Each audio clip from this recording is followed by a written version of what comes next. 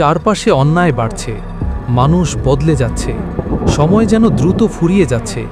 এগুলো কি শুধুই কাকতালীয়, নাকি এগুলো কিয়ামতের স্পষ্ট লক্ষণ?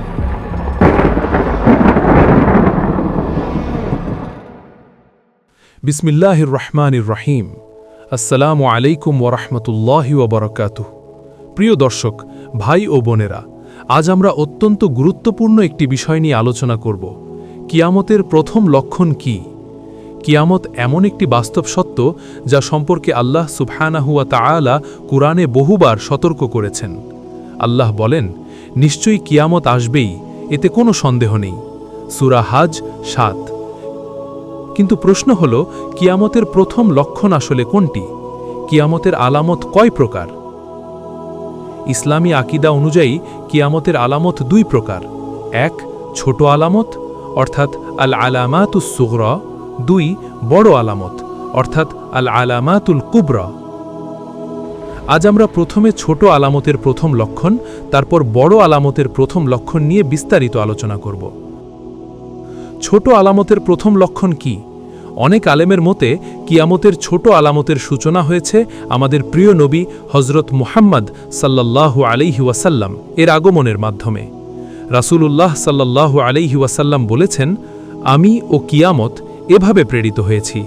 তিনি তার দুই আঙ্গুল একসাথে মিলিয়ে দেখালেন। শহীদ বুখারী। এর অর্থ কি? এর অর্থ হল, নবীজির আগমনই কিয়ামতের নিকটবর্তী হবার প্রথম বড় ইঙ্গিত। তিনি শেষ নবী, তারপরে আর কোনো নবী আসবেন না, এবং তার উম্মতি শেষ উম্মত, অর্থাৎ নবুয়তের দরজা বন্ধ হওয়াই কিয়ামতের কাউন্টডাউন শুরু হওয়া। আরও কিছু প্রাথমিক ছোট আলামত।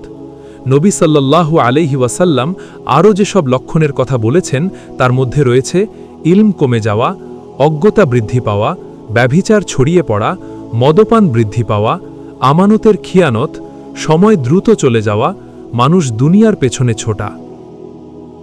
আজ যদি আমরা চারপাশে তাকাই, দেখি এই লক্ষণগুলো কি বাস্তব নয়? এগুলোই প্রমাণ করে আমরা কিয়ামতের খুব নিকটে বসবাস করছি। বড় আলামতের প্রথম লক্ষণ কি? বড় আলামত শুরু হবে এক ভয়াবহ সময়ে। অনেক হাদিস অনুযায়ী বড় আলামতের প্রথম প্রকাশ্য চিহ্ন হবে ইমাম মাহদির আগমন। ইমাম মাহদি এমন এক ন্যায়পরায়ণ নেতা হবেন, যিনি পৃথিবীকে জুলম ও অবিচারে ভরে যাওয়ার পর ন্যায়ে পূর্ণ করবেন। তারপর ধারাবাহিকভাবে বড় বড় ঘটনাগুলো ঘটবে।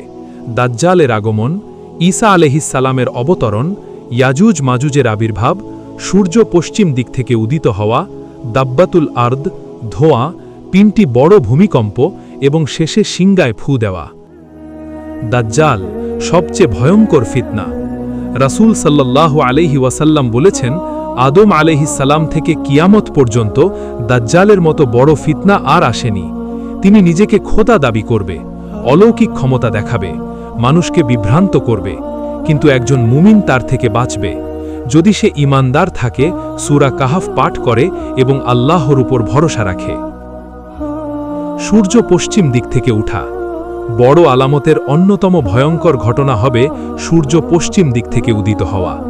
রাসূল সাল্লাল্লাহু আলাইহি ওয়াসাল্লাম বলেছেন, যখন সূর্য পশ্চিম দিক থেকে উঠবে তখন আর কারো তওবা কবুল হবে না, অর্থাৎ তখন তওবার দরজা চিরতরে বন্ধ হয়ে যাবে।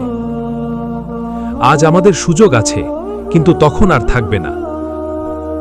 সিংগায় ফু দেওয়া। শেষ পর্যায়ে ফেরেশতা ইসরাফিল সিংগায় ফু দেবেন। প্রথম ফুতে সব কিছু ধ্বংস হয়ে যাবে, দ্বিতীয় ফুতে সবাই পুনরুত্থিত হবে। মানুষ তখন আল্লাহর সামনে দাঁড়াবে হিসাব দেওয়ার জন্য। আমাদের করণীয় কি? প্রিয় ভাই ও বোনেরা, আমরা কিয়ামতের লক্ষণ জানার জন্য নয়, নিজেকে প্রস্তুত করার জন্য জানব। আমাদের করণীয় 5 ওয়াক্ত নামাজ কায়েম করা, হারাম থেকে দূরে থাকা, কুরআন তিলাওয়াত করা, তওবা করা, মানুষের হক আদায় করা, দুনিয়ার মোহ কমিয়ে আখিরাতের জন্য প্রস্তুতি নেওয়া। মনে রাখবেন, কিয়ামত কখন হবে তা কেউ জানে না, একমাত্র আল্লাহ ছাড়া। কিন্তু মৃত্যু যে কোনো সময় হতে পারে। আমাদের ব্যক্তিগত কিয়ামত হচ্ছে আমাদের মৃত্যু। প্রিয় দর্শক, কিয়ামতের প্রথম লক্ষণ শুরু হয়ে গেছে বহু আগে নবী সাল্লাল্লাহু আলাইহি ওয়াসাল্লাম এর আগমনের মাধ্যমে। এখন প্রশ্ন, আমরা কি প্রস্তুত? আজই তওবা করি, আজই নিজেকে বদলাই, আজই আল্লাহর পথে ফিরে আসি। আল্লাহ আমাদের সবাইকে কিয়ামতের ভয়াবহতা থেকে হেফাজত করুন। আমিন। যদি ভিডিওটি ভালো লাগে, লাইক, শেয়ার এবং সাবস্ক্রাইব করতে ভুলবেন না। আর কমেন্টে লিখে জানান পরবর্তী কোন বিষয়ে ভিডিও চান।